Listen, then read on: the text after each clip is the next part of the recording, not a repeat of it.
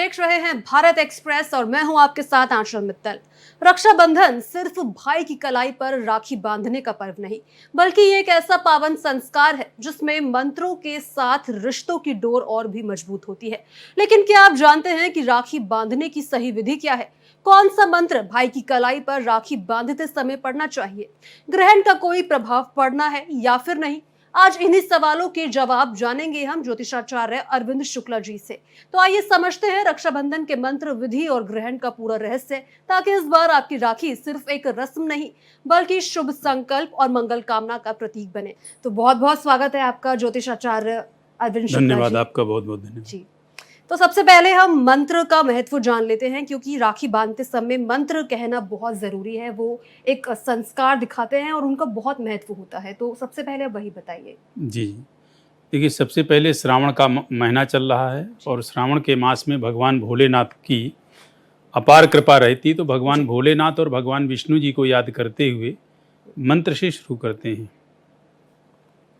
ध्याये नित्यं महेशं रजतगिरिनिभं चारुचन्द्रावतंसं रत्नाः कल्पोज्ज्वलांगं परशुमृगवरा भेतिहस्तं प्रसन्नं पद्मासीनं समस्तास्तुतं गणैर्व्याघ्रकीर्तिं वशानं विश्वाद्यं विश्ववन्द्यं निखिलभयहरं पंचवक्त्रं त्रिनेत्रम्।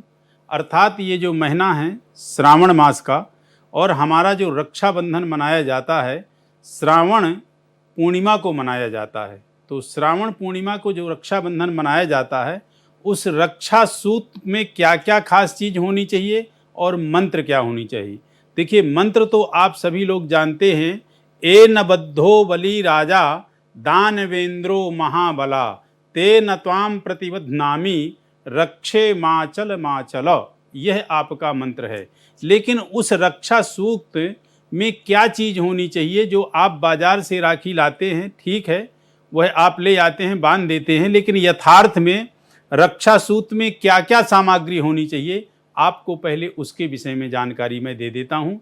मंत्र मैंने बताया, इस मंत्र का आपको अर्थ भी बताऊँगा और किस समय पे आप रक्षा सूक्त बांधें, यानी राखी किस टाइम पे बांधें, जिससे आपके भाई की जो है निरोग, स्वस्थ और दीर्घायु हो, वह धन धान्य से समृद्ध रहे, किसी भी प्रकार की कोई भी उसको जो है विपदा जीवन में न आए। तो रक्षा सूक्त में आपकी वैसे जो है 5 चीज़ें होती हैं। और आप ये ऐसा नहीं है, यदि आप रक्षाबंधन के दिन भी यह वीडियो देख रहे हैं, यानी आप रक्षाबंधन के दिन भी यह आप जो है सुन रहे हैं, आपको सुनने को मिल जाता है चैनल के माध्यम से, तो आप इन 5 चीज़ों को जो है इकट्ठा कर लीजिए।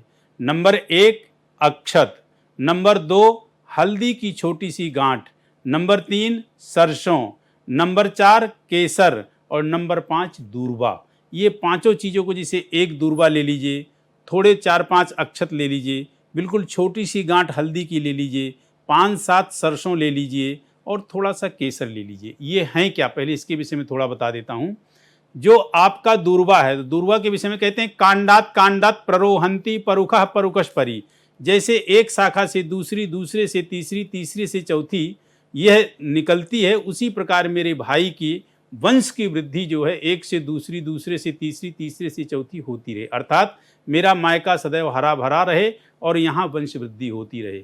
हल्दी जो होती है वो रोग नाशक होती है, और हल्दी जब व्यक्ति जो है अब धारण करता है, तो कहते हैं कि उसमें वो क्षमता होती है कि आपको हर एक प्रकार के रोगों से जो है मुक्त करती है और एंटीबायोटिक होती है।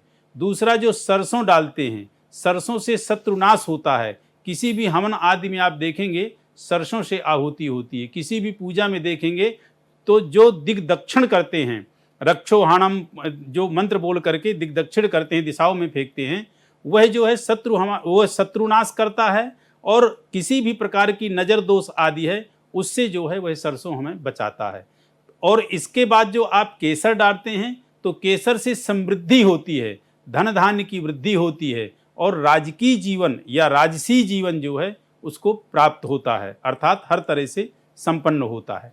अक्षत अर्थात यह जो मैं राखी बांध रही हूँ, यह किसी भी प्रकार से इसके जीवन में कोई कमी ना आए, इसका किसी भी तरह से जीवन में कोई क्षय ना हो, यह अक्षय फल को जो है प्रदान करे।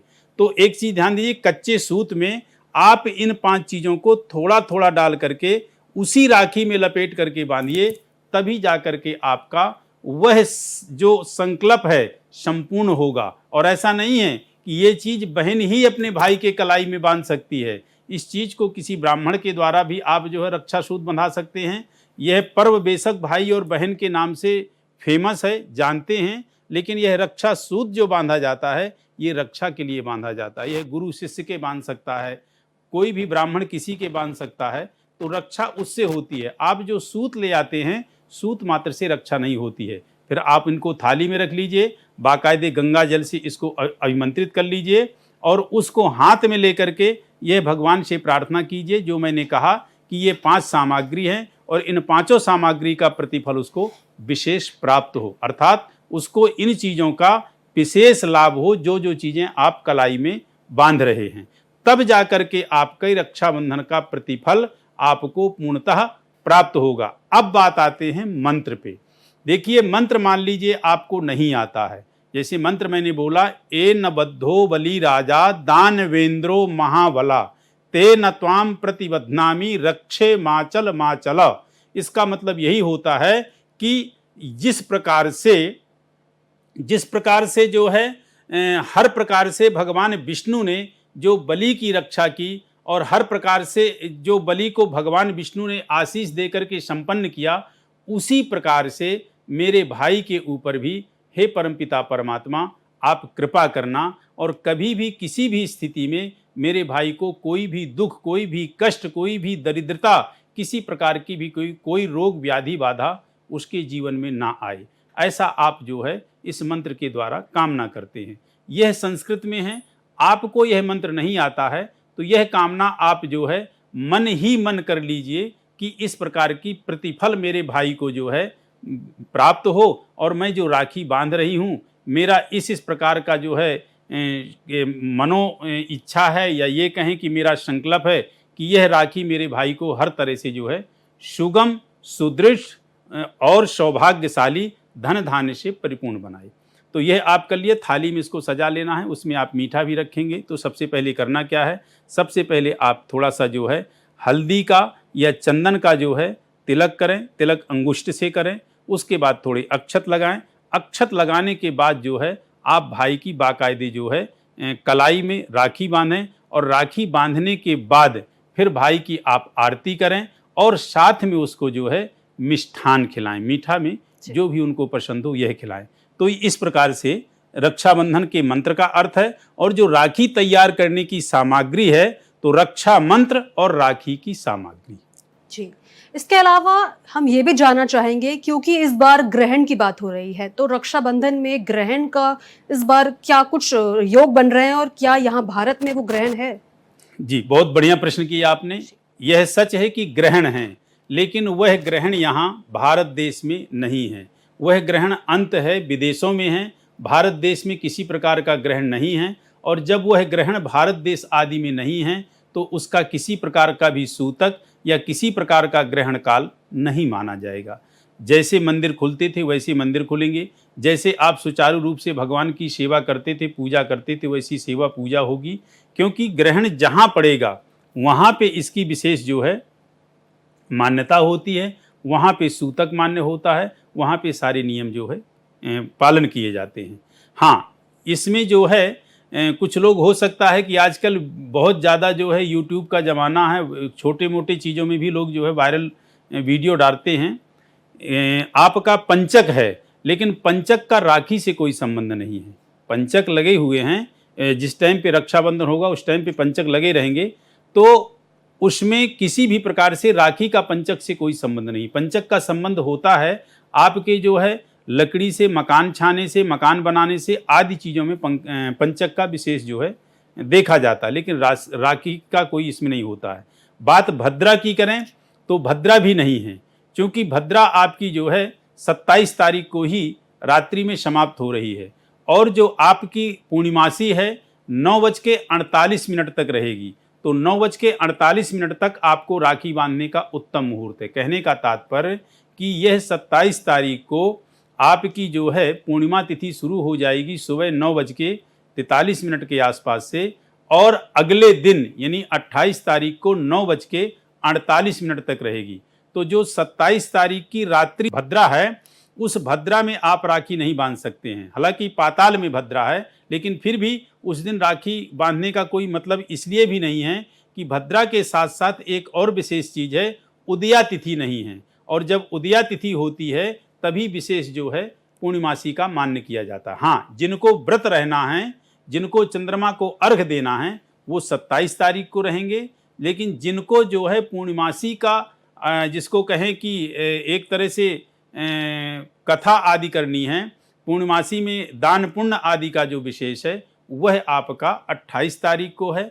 रक्षाबंधन सुबह से लेकर के आप जो मनाएं तो वो 9:48 तक उत्तम मुहूर्त है। इसके बाद बीच बीच में मुहूर्त आपके जो है अभिजीत मुहूर्त आएगा, विनय मुहूर्त आएगा, और लास्ट जो है शाम को संध्या 7:30 बजे तक आपका मुहूर्त है। ऐसा नहीं है कि 9:48 के बाद यदि आप राखी नहीं बांध पाए तो फिर आगे आप राखी नहीं बांध सकते हो। उत्तम जो मुहूर्त है वह आपका 9:48 तक है। उसके बाद भी अभिजीत मुहूर्त भी उत्तम है, और गोधूलि वेला संध्याकालीन टाइम, मान लीजिए दिन में कोई नहीं आ पाते हैं, कहीं कोई ड्यूटी आदि में या किसी जगह फंसे हुए हैं, तो शाम को जो है राखी आप बांध सकते हैं, वो भी सर्वोत्तम मुहूर्त है जी। तो इस बार राखी बांधने में या फिर हर बार राखी बांधने में क्या दिशा का भी कोई महत्व होता है, या फिर किसी भी दिशा में बैठकर बहन अपने भाई को राखी बांध सकती है?